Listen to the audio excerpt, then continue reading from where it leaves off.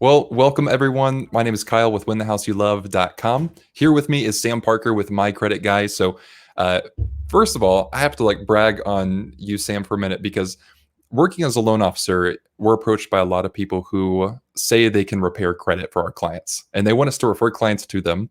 And so, anytime I've done that in the past, I've never had a single one of those clients actually make it to the closing table until I started referring clients to My Credit Guy, your company. You guys actually walk through the process of credit repair, and it actually ends up working where those clients have gone to the closing table. They went from scores in high 500s or low 600s, sometimes even lower than that, and actually were able to close on a home loan within some 6 to 12 months. So I'm super excited and grateful that you're here with us. So first of all, how are you doing? I'm great. And thanks for having me, Kyle. I appreciate it. And yeah, thanks for the kind words too. I mean, we're thrilled to get people to the closing table, and that's really all that matters over here is making sure that good people get back to the closing table, because we understand that that's the cornerstone of the American dream is home ownership. No matter what you want to say, it's that pride of walking into that home that you own, and your kids being able to sleep in their own rooms and paint it whatever color you want. So we get really passionate and dorky about it over here. Yeah. So can you explain a little bit, kind of just touching on the experience that I've had at least with credit repair, is so many credit repair companies are good at marketing. They're really flashy. They have big promises, but they don't follow up with them. So how is My Credit Guy different than a lot of credit repair companies? Because I know with the results that I see, but what are you guys doing differently than these other companies are doing that actually helps bring people to the closing table if they have credit issues? Yeah, great question. And there's a couple layers to it. First of all, we don't lie to them and tell them what they want to hear, because that's going to blow up in your face sooner or later. So there's a lot of credit repair companies, and a saying that I kind of go by here behind the scenes is, if your marketing is better than your product, you're a fraud.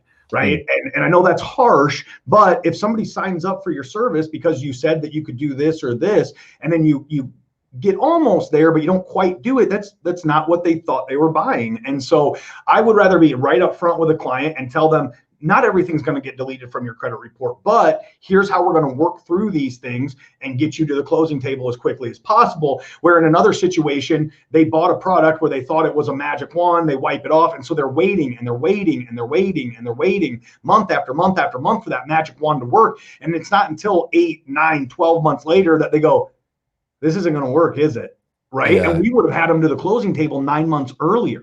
And so, first of all, it's just being honest up front, having very clear cut expectations that the clients can have of us and that we have of the client. We're going to tell the client and the borrower, here's what it's going to take for you to succeed, which means getting a home loan for your family. No matter what I tell you after that sentence, it's worth it. So just do it, and we're all going to be successful. The other thing is that we've built the company and the process in a way that delivers consistent results and great results.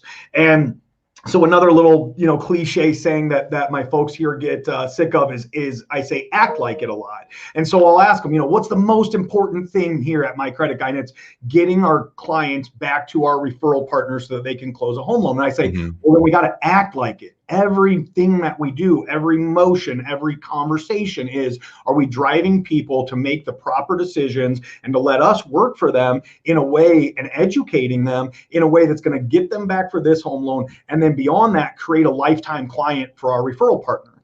And so it's just in our core values and the direction that we're going, we are crystal clear on, and we just don't waver from it. And if we do a little bit, then it's easy to correct because we're so very, crystal clear on what that lane is to get to where we need to go. Yeah. And I'm glad you touched on that magic wand idea, because credit is this mysterious thing to most people.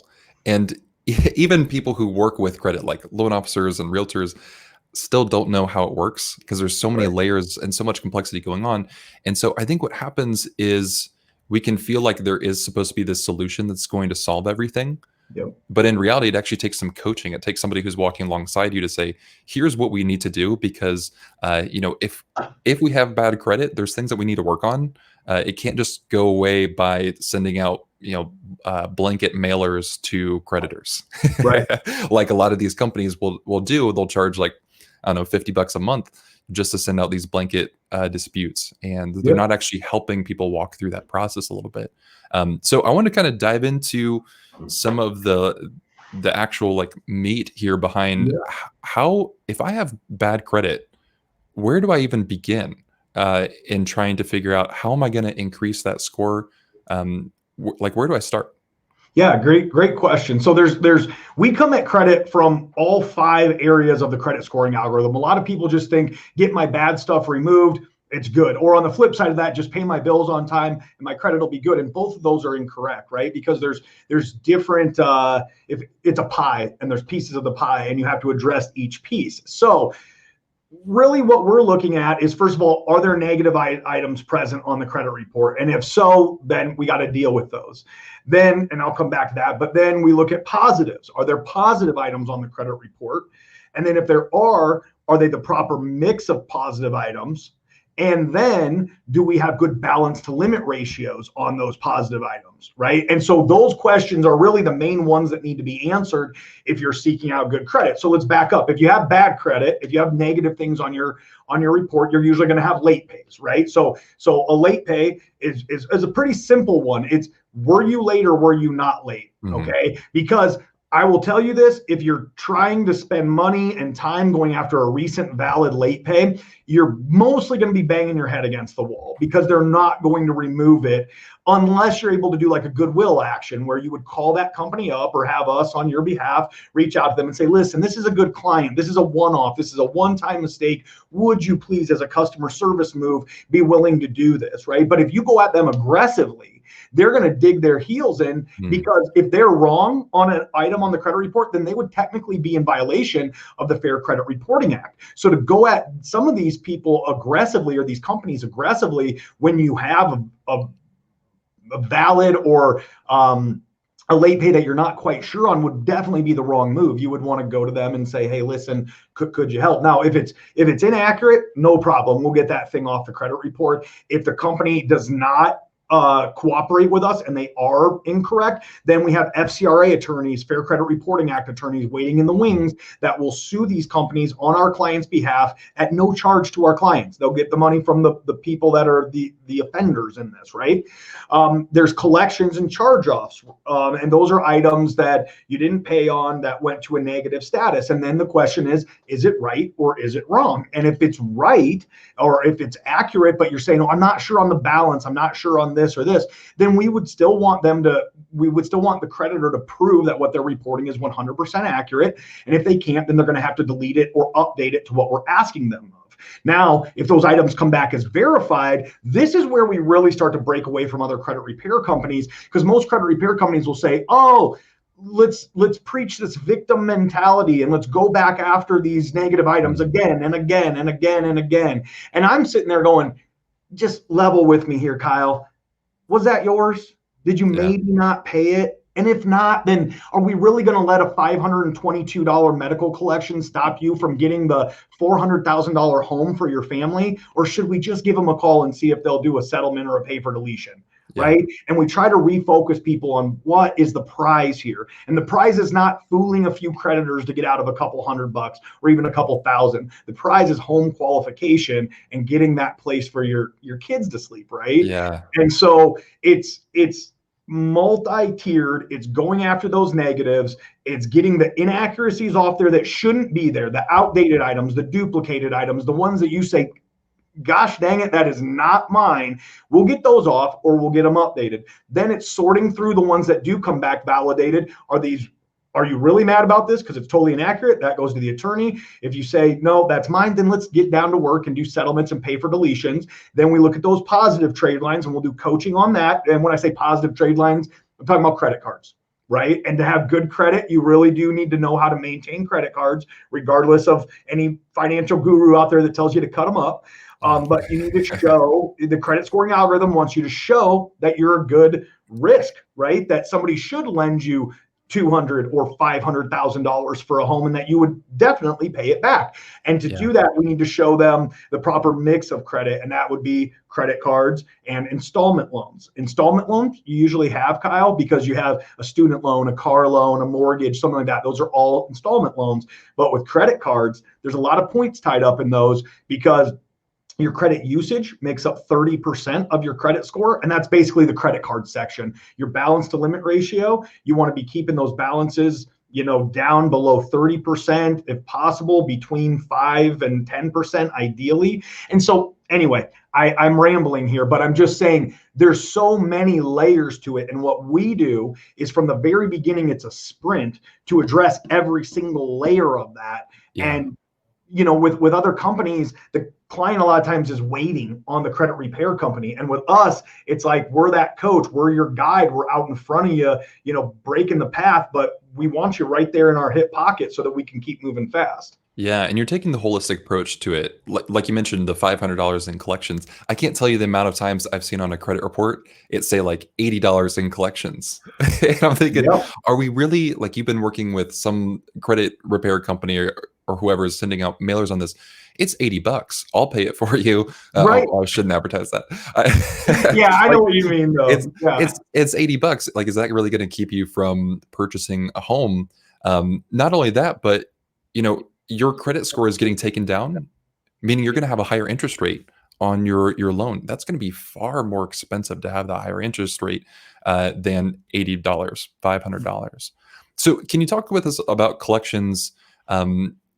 If I have collections, I've heard I need to pay it off. I've also heard it's better to not pay it off. How do I know if I have money sitting in collections and someone's actively going after me for this money?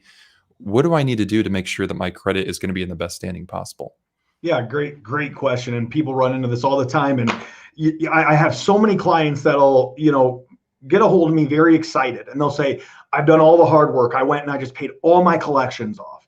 And I just go, oh no, because, and don't shoot the messenger here, but the way that the credit scoring algorithm works, this is one of the little quirks in it that's not friendly, is that when you pay a collection off, you update what's called the date of last activity. That's the last time that it was active, the last time that a payment was made, right? And so with a collection, that might have been 2 years ago, 3 years ago, 5 years ago, and time heals with credit. So the longer that you get away from that negative action, the better the credit is, even if it's still on the report. Now, you go to get a home loan and the mortgage company says, we're not lending you hundreds of thousands of dollars if you owe your local medical company $432, right? So we say, oh my gosh, we got to go pay that. Now the credit scoring mechanism, what happens is that it updates that date of last activity to today's date, and the credit scoring algorithm is not smart enough to go, oh, this was somebody making good on an old debt.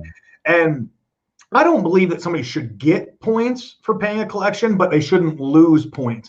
And unfortunately, what happens is that algorithm looks at that like a brand new collection or at least a refreshed collection because of that date of last activity being updated. So I've seen people literally go out and spend their down payment money because they knew they needed to have credit first. And they get a hold of me and they've spent their down payment money to drop their scores by 40 points. Now, I can go back after those items now that they've been paid and probably get a good number of them, if not all of them, deleted or updated to a better status. But what they would have wanted to do and what I would encourage people to do is either by yourself or with the assistance of us or a reputable company, is that you would want to negotiate what are called pay for deletions, just like it sounds. You call up that collection company, you say, listen, I know I owe you $400, but you and I both know that when I pay this off, it's going to drop the credit scores. And that's something that I cannot do. Don't tell them that you're trying to get a home loan. That removes all your leverage. But you would say, I'm not paying this unless you're willing to delete it. And if they're willing to delete it, then you get to kill two birds with one stone. You get to satisfy a debt and you get it off the credit report. They are not required by law, though, Kyle, to remove anything from the credit report or to update it to an unrated status, because technically you had a collection, now it's paid. And that's the update, is that it's paid. It doesn't have to come off the report. So while we have leverage of, we have money that they want from us, we got to do some negotiation if at all possible. But don't go out and just start paying off all your collections. Yeah. So what happens in the event that, we approach the creditor, we ask for a pay for deletion, and they don't agree with us? At that point, do we just let the collection sit? And is there ever a good time to pay off that collection, or is it better just to let it kind of stay there for a while? Yeah, so it's all just strategy, what you're going for, right? First of all, I'll tell you long term, I don't ever want a collection to sit there and just wait and see what happens. That removes the power from our borrowers, because even if you're going to do something that drops your scores, if it's part of your plan, then you have power in that, and it's getting you to where you want to be that just borrower where when you walk into anywhere, you do it with your head held high and you say, I'm ready for a mortgage. What will what can you do for me, instead of, who will possibly help me? So if they won't play ball with you, you straight up call them out on it. You go, okay, well, I mean, not to make myself look bad, but you're not the only one on this list. I'm going to give a call to these other places. I'm going to give them my money if they're willing to work with me, and I'll circle back to you, I guess. And that rep on the other side isn't going to be happy about it because they make commission. Now, some of them will just be like, that's fine, bye, because it's their policy. Some of them will go, wait. And then they're gonna want to figure something out with you. Yeah. But if they are, feet dug in, not going anywhere, don't pay it. You just move on. And then you focus that money on paying down a credit card, because that's going to get you a lot of points back, or going to the next collection that is willing to play ball with you. And you would leave that one and we'll circle back to it. Sometimes, we get to the loan officer and we're like, hey, we got them to a 686, but there's this one like medical collection that's sitting out there, and the loan officer will be like, oh, I don't care. We're totally good. Underwriting doesn't care about it. Let's just move forward. Or we'll pay it at closing, and then it'll be taken care of just as a satisfaction of the loan guidelines with the lender overlays. But when would be a good time? If they're not willing to play ball with you, get your credit up, get qualified, sit in your house, and then call up that creditor that wasn't going to work with you before the fact and just get that thing taken care of. Your credit's going to be in a little bit of flux after getting that big home purchase anyway. So whatever, throw a paid collection on it. And then but you'll always want to come back after that thing's paid and try to get it removed or updated to an unrated status. Gotcha. And do you guys help make those calls? Is the client making those calls, or are you guys doing that? No, we always want to stand in between our clients and either the bureaus or the creditors, just because we know that they can be nasty. We know that they lie in some situations. And no matter what, we want to protect our clients and have a paper trail and just have everything documented. So when a client hires us, we are the one filing the disputes with the bureaus on their behalf after an interview. We are the ones sending out, doing all the legwork. When a call needs to be made, we're either doing it on behalf of our client or we're doing a three-way call with the client so that they can, because some clients want to really be in the loop, and some clients, they kind of go into like, rock themselves over in the corner. The last thing I would want to do is get on the phone call with a creditor. Yeah, exactly. So we'll handle whatever they don't want to handle. There are some things, to be transparent, there are some things that the client absolutely has to do that I cannot do. Pay down your credit cards, set money aside for pay for deletions and settlements if we need them, and make sure all your payments are on time. Yeah. That's really our, that's the heavy lifting for the client during the process. And, sometimes it's heavier than others because some clients have $10,000 in debt that's sitting out there, and some clients have 400, and so, we'll help them work through whatever they need to work through though. Yeah. And I think that's the interesting thing about how you guys communicate what's happening with credit, because so many other credit repair companies, they'll say, like, I was driving the other day and I saw like a little sign in the grass that said, guaranteed 100 points increase on your credit score. And it was just a phone number.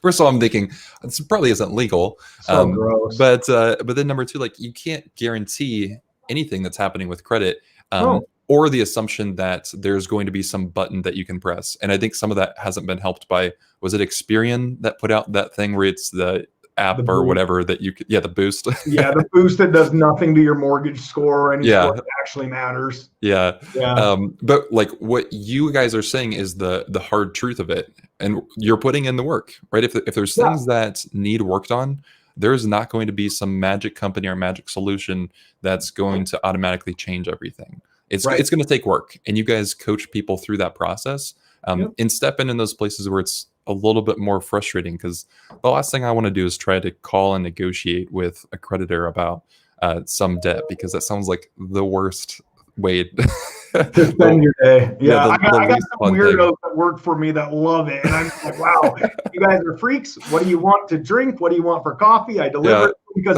I would never want to do that all day, but I have great people that do. So Yeah. So I want to dive into credit cards a little bit. yeah, What I like about credit cards is people. I feel like so many people in the financial space think credit cards are bad. yep, You mentioned some who want to tell you like close the accounts, cut them up, don't use them. But credit cards are a really easy way to tell a good story about your credit, and I think that's a good way for people to picture their credit. Is it's the story you're telling a lender about right, how you're going to pay back money. So if everything on our credit report is telling a bad story, we need a way to clear up that bad story, but then also create a good story, right? yeah, And show that we can actually pay back debt well. And a credit card is one of the easiest ways to do that because we don't have to go, purchase a car or I'm trying to think what else you could finance, take out student loans or something. yep, It's pretty easy to open up a credit card. right, So can you talk through a little bit about, you mentioned being under a 30% balance, sure. but let's say I'm new to opening up a credit card. Do I pay that off every single month or do I keep a small balance on that? Sure, great question. And just to support what you said and to chime in on that, credit cards really are that when people want to know what can I do now, it's credit cards, right? Like the Yeah. disputing process takes 30 days. If they don't comply, it could take another 30 days.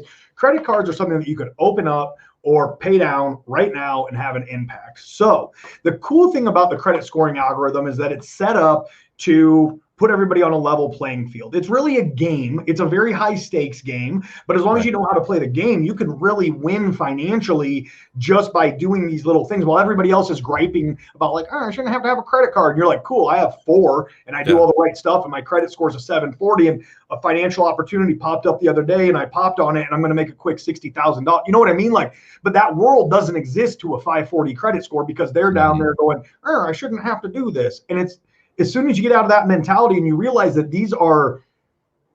there's rules to the game, and as soon as you learn how to play the game, there's power in it, right? So like a credit card, and the reason I'm saying that is because it's all off of ratios. So let's say that we want to say, oh, only people with that are rich can have good credit. That's complete BS because it just looks at your behavior, meaning so like a $50,000 credit card, okay? If I have a $40,000 balance on that, right? I'm using 80% of my balance to limit ratio.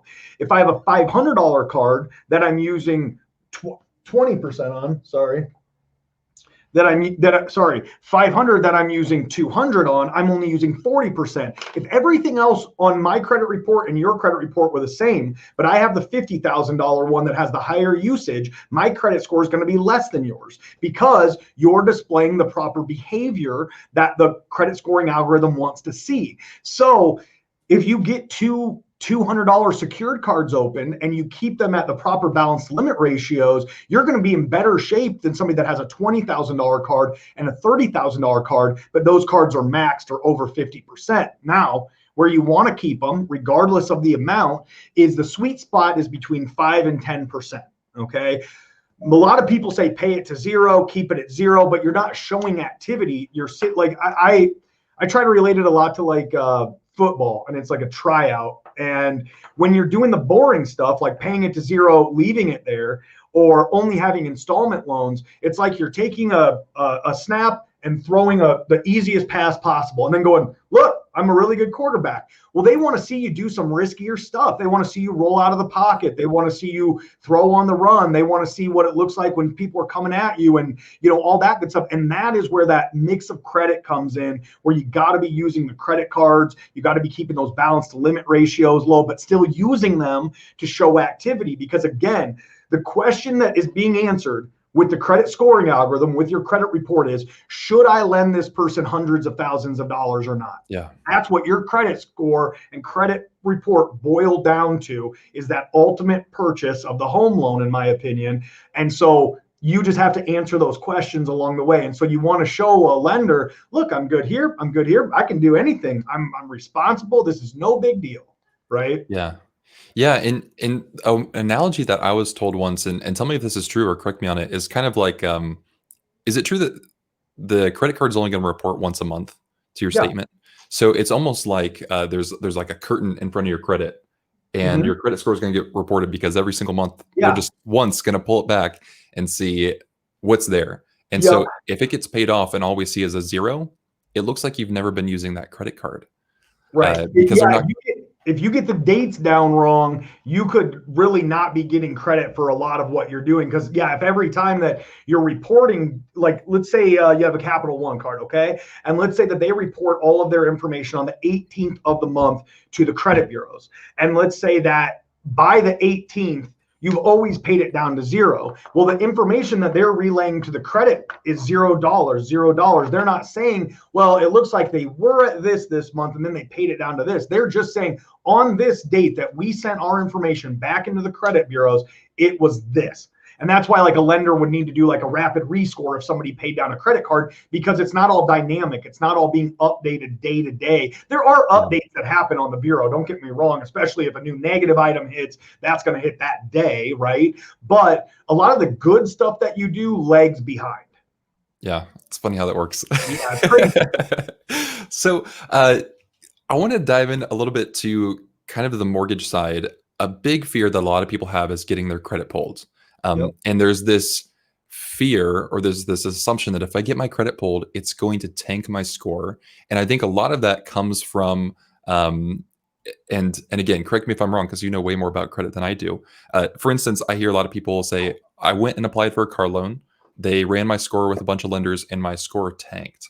Yep. And in reality, it wasn't the inquiries that affected them. It was the fact that they opened a new loan and now have higher utilization on their credit, and they lowered their average age of accounts.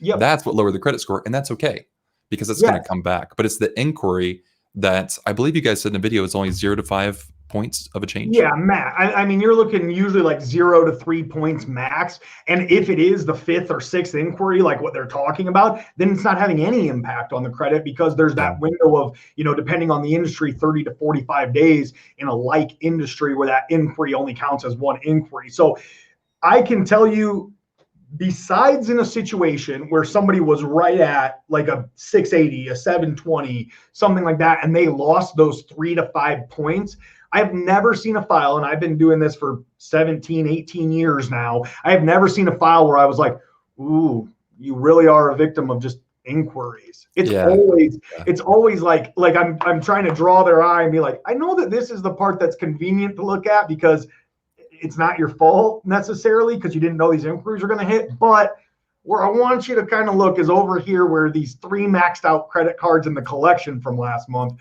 Yeah. That's more than likely where you're losing your points. You know what I mean? It's almost always not the culprit. Now, do we want to get those points back? Sure. Every point matters. And if an inquiry wasn't authorized, then God dang it, it shouldn't be on the report. Sure. I'll get that off for you. It's just that you can't expect 25 points to come back because that's not what took your scores down. And like you're saying, anytime that you add a big debt chunk like that to the report, and add a new account too, the credit scoring algorithm is going to freak out and go, oh my God. And then it's going to say, well, hang on, let's see how they act over the next 3 to 5 months. Maybe they'll make their payments on time.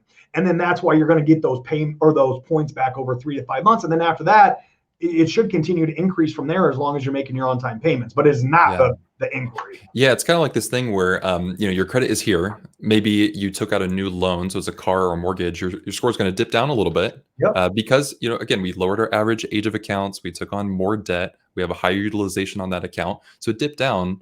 But now, when we pay that back on time, and it's going to go up higher and be stronger because we had this history that we showed. Again, we're telling that good story with it. And I think sometimes when those credit inquiries happen, I know the last time I had a credit inquiry, I pulled up Credit Karma on my phone. Well, actually, I didn't even pull it up. It was like sending me alerts like nothing else. It was like, here's an inquiry. Your score potentially dropped to this many points. And, I kind of realized like these companies are staying around kind of like they're playing a little bit based off the fear and the unknown going on with credit. And so it's easy for these soft pull credit reporting companies to be able to say, let's show you the flashiest thing because you're probably signed up for multiple Credit Karma and Credit Sesame and all these other ones. If we can be the flashiest, maybe you'll stick with us a little bit because we have the answers. If you're fearful, we have the answers.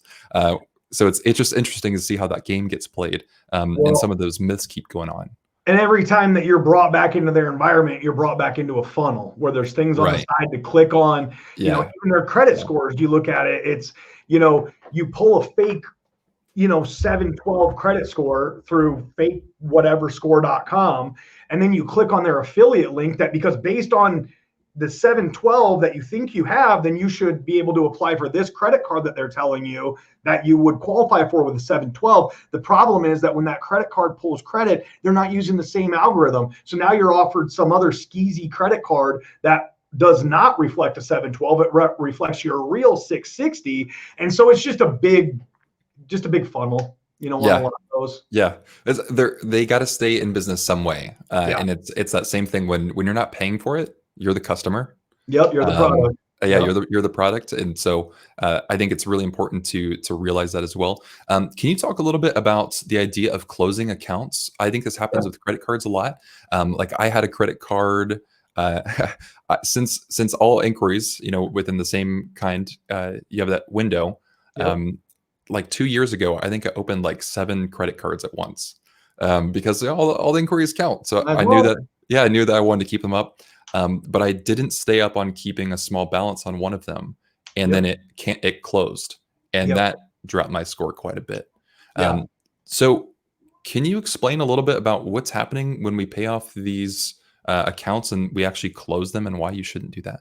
Yeah, absolutely. So especially with a credit card, again, there's 5 sections of the scoring algorithm, and it's very hard to only impact one of them when you do something, right? Like usually you'll lose some points because you did something here, and meaning, okay, with a credit card, you have that credit usage, okay? And that balance to limit ratio that you're scored very heavily on was probably at 0 if you were going to pay it off. So let's say that you had a credit card that was $1,000 and you had it down to 0. And then you had 2 other credit cards that are $500, but they're maxed out right now. Okay. So you have a total of $2,000 that has been granted to you to use, and you're using 50% of it right now between those 3 credit cards, right? But you're maxed out on the other 2, and you're good on this one. When you close out that big one, so one part where you're really going to get hit is the balance to limit ratio, because you're judged not only on your individual balance to limit ratios, which you were doing great on that 0 out of 1,000, other than I'd want you to use a couple bucks on it, but you were doing great. And these other 2 look horrible. Well, when you take that one, when you close that out, that's not a representation of you anymore. You close the account. You're not getting credit for it anymore in the balance to limit ratio. So you just went from 50% overall usage to 100% overall usage, because now you just have 2 maxed out credit cards on there without that third one to kind of give you cushion. You also impact pay history, so you're not going to get credit for that account going forward anymore. And the credit scoring, the experts at the credit bureau say that this doesn't happen, but what we see and believe happens is that basically you lose your pay history for that account. Yeah. It's like it, for the most part, didn't happen, because when we see a good account close, it's not like it drops by 10 points because they didn't get any credit going forward. It's like it drops 30 points or 50 points sometimes. Yeah, it's like that story disappears. Yeah, because you're losing your pay history, you're losing your balance to limit ratio. I mean, you're not going to have that positive account going forward. And so it hits you in 3 different sections of the scoring algorithm, really. And so you do not want to close those out. Same thing even with like installment loans. And I would say, this gets into a more holistic view of it, where I'm opposite of some of these debt guys that say have no debt. I say if you can get debt that's single digit, especially, under 5%, it's not free money, but if you know how to use debt properly, that can really propel your finances and your family. So I would never pay off like a student loan that's at a 2% interest rate. I would never rush to pay an extra $10,000 on that. I would take that $10,000 and either invest it and make way more than 2%, or I would pay down a credit card and probably get 70 points instead of losing 30 points by closing out an account that has 12 years of pay history on it. So, yeah, absolutely. It's crazy. It's crazy. Yeah. Well, the frustrating thing is like, I know before I kind of got into the mortgage world, it's like I had no clue what's going on with credit. Yeah. And it seems like it's almost intentionally complex. I guess that's like a different kind of conversation, but yeah. It's amazing how much goes into it. And it's not just paying back things on time, because it's things just like you mentioned. If you're going around paying back things on time and then closing an account, well, you just lost everything good that you did. Yep. Even though you showed that you can actually pay back money, they want to see that you can almost perpetually pay back money well, and not be And stagnant. that's what it is they want to see that you can pay back money and still make them money. Yeah, Right. I mean, not to get into the conspiracy side of it, but it's a business and yeah. Oh, I they got my want to tinfoil hat see. over here as well. Yeah, I mean, nobody's gonna, when you pay your credit card off every month, they call you a deadbeat. Like they call you a deadbeat by paying it off every month because they're not making money on you. And so the scoring algorithm is set up to incentivize paying people back and doing business with financial institutions. Yeah, and I think the benefit that you've mentioned as well is that when we learn how to use it well on these small increments too, like with credit cards and paying back some of the debt that we have, we can make up for the money that we were paying in debt with some of these bigger decisions. For Yeah. instance, if I keep a higher credit score, I'm going to save thousands, if not tens of thousands of dollars on getting a mortgage or getting a business loan or something like that that I actually need to make momentum happen in my life. So if I can manage the smaller things well, the credit card, the auto loan, if I can manage those well and keep my score up, then I'm going to see those benefits return when I need to make those bigger purchases. Absolutely. I mean, there's so much opportunity cost lost for people with bad credit. And it's hard to tell, it's hard to explain it because it's not little money either. I mean, it's big opportunities. And I mean, I know everything is relative, right? Like what's a big opportunity, at this part of the country compared to this part of the country. But a big opportunity is being able to buy a home that has equity in it right now. Right. And being able to walk into a situation because you had good credit that you saw a house that you wanted and were able to pop on it because you're a hard worker. You work 40 plus hours a week for your family. I know that you're upset with the system, but the only thing you got to do is get that credit tweaked. And then you're able to say, I want that house. And then, you look at a situation where, like, let's look at home and auto. Okay. So on a home loan, you make a good purchase, the appraisal comes back, oh my gosh, there's actually $20,000 of equity in it. Okay, well, what does that mean? Well, to a renter, a lot of them, because they've never experienced that, they don't really grasp what that means. That means that you could turn around, sell the house that you just bought. You wouldn't want to do it. I mean, there's capital gains and everything, but it just means that you can literally, because the credit score you had, you now have $20,000 that's yours. You're going to get that someday. That's yours. You're not going to be paying it to a landlord. And so you're literally living in a piggy bank. Yeah. You get to save all that money. Now you look at it the other way with a car loan. You go and you get a car for 18% because you couldn't get a good interest rate because you had poor credit, right? And so you took the 18%. More than likely, you took a used car at 18%. And then in 2 months, there's issues with that car because it was at a used car lot for 18%. There's no warranty on it because it was an as-is purchase. And now you're upside down on that car at an 18% interest rate, and you don't even have a car to drive around, right? And so the cycle of credit can be both good and bad. Mm-hmm. And once you get on the good track, I mean, good things really do happen. Opportunities pop up all over the place that you wouldn't have had access to. And on the other side of things, if you're just taking constant right turns and going down kind of the credit drain, you got to take a hard left sooner or later and break that. Otherwise you're going to stay there. Man, what a good analogy. I've never considered that way, that you kind of have the two sides. You have the good and bad side of credit, and they really are. They each have their own little spiral with Yep. them. And you can get trapped in both. And obviously I want to get trapped on the good side. Yeah. But too often it's easy to get trapped on the bad side. One bad thing can, creates this domino effect to everything Yeah, else. snowball. Yeah, And it's crazy. I think, like, if for the people watching, if you're in that spot where you're thinking, man, I feel like it's almost the system's out to get me, or I feel like everywhere I turn I keep getting denied or rejected, or things aren't working out. A great solution is to be able to talk with a company like yours, because you guys do a free consultation up front, and that's that hard left that I think you need to take, because there's no sense in getting frustrated and then throwing in the towel and giving up and saying, you know what, it's the system's rigged, or this isn't working out for me. all the information is here. The fact that you're watching this video about credit says a lot about what you aspire to do in the future and what you want to do with your money and how you want to take control of that. And so the next best step is, if you're in a spot where everything's spiraling in the way that you don't want it to, is taking the step and talking about somebody who can actually help and guide you through the process of getting back over the line onto the right side so we can see that spiral happen in the right direction.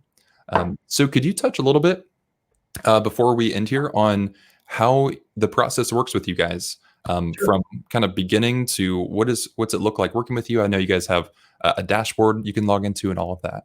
Yeah, absolutely. So, and just to hit on your point really quick, it really is like somebody getting frustrated that they play football and that they lose all the time. And then you're like, well, how do you score? And they're like, I don't really know. It's just go that way.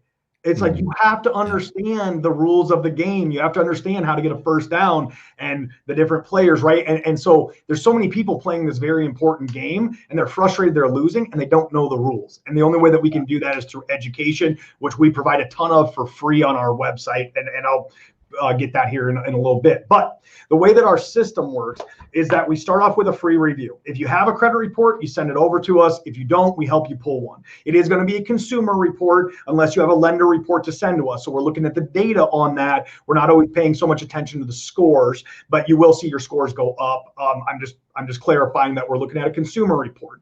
We're going to look at that report because it's going to have the same information on there, and that's what we need. And we're going to be able to draw up a game plan. We're going to be able to say, for 40% of the people, Kyle, that we do a review for, we say, you don't need us.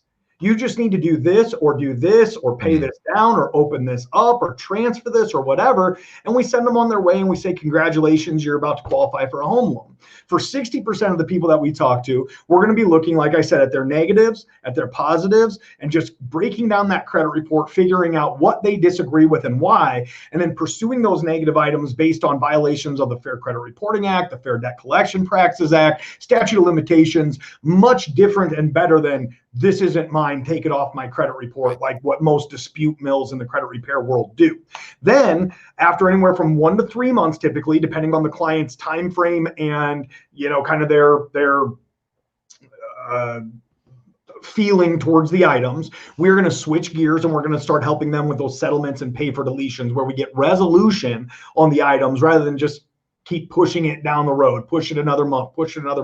We want to get them back to the closing table. So we'll get the inaccuracies off the credit report. We'll get things off the credit report that the credit bureaus and the creditors can't or won't verify.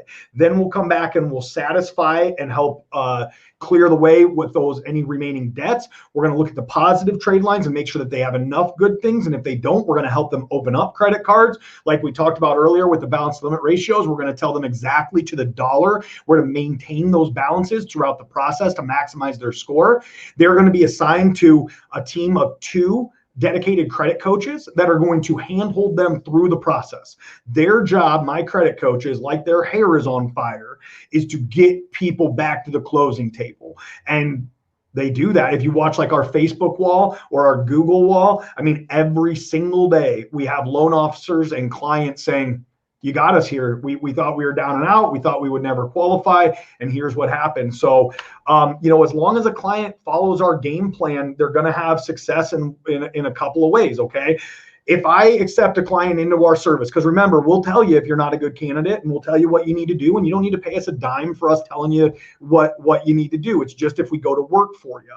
But if you enter my system, I guarantee our word and our turn time, meaning if I said, as long as you're telling me the truth and these items are the way that they're supposed to be, I should have you done in 3 to 4 months, as long as you pay this credit card down, maybe set, and I would set the expectation, you have, $4,000 worth of collections. So we're going to need you to set aside a couple $1,000s that we can settle these out if they come back as verified.